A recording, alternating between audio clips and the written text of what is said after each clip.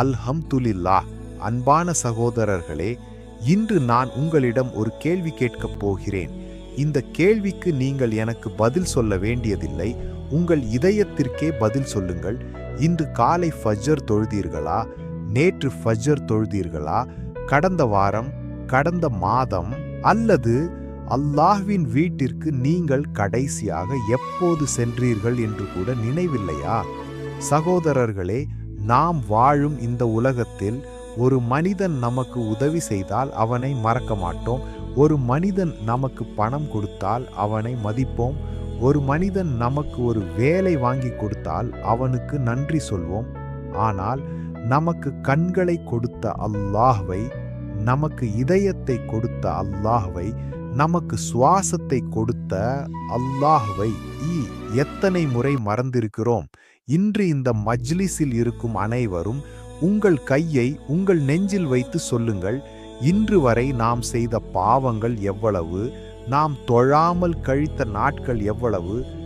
அல்லாஹ் அழைத்தும் செல்லாத நேரங்கள் எவ்வளவு? சகோதரர்களே, அதான் ஒலிக்கிறது, அல்லாஹு அக்பர், அல்லாஹு அக்பர். அது வெறும் ஓசை அல்ல, அது அல்லாஹ்வின் அழைப்பு. என் அடியானே வா என்ற அழைப்பு. ஆனால் அந்த நேரத்தில் நாம் என்ன செய்கிறோம்? மொபைலை பார்க்கிறோம், வியாபாரத்தை பார்க்கிறோம், நண்பர்களுடன் பேசுகிறோம். ஆனால் அல்லாஹ்விற்கு நேரமில்லை என்று சொல்கிறோம்.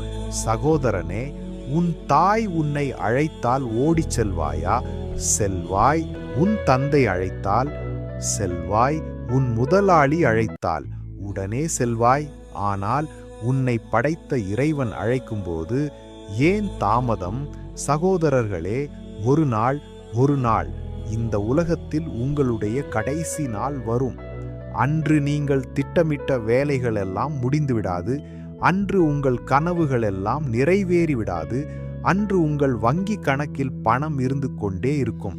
ஆனால் உங்கள் உயிர் மட்டும் வெளியேறிவிடும்.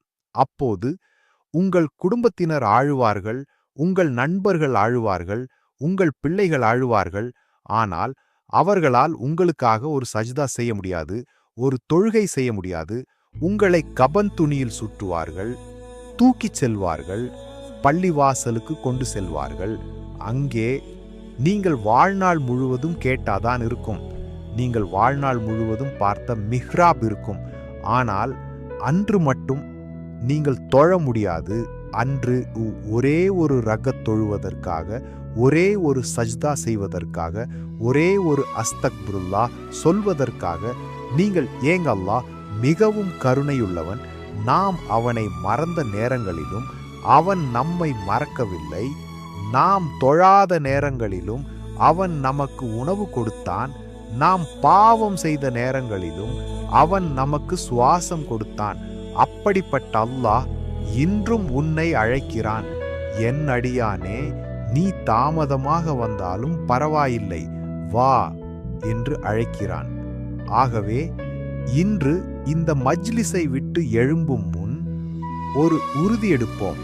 ஃபஜ்ரை விடமாட்டேன், தொழுகையை அலட்சியம் செய்ய மாட்டேன், அல்லாஹ்வின் அழைப்பிற்கு பதில் சொல்வேன். இப்போது அனைவரும் மனதிற்குள் அல்லாஹ்விடம் சொல்லுங்கள், யா அல்லாஹ், நான் பல தவறுகள் செய்திருக்கிறேன். ஆமீன், ஆமீன். யா ரப்பல் ஆலமீன்.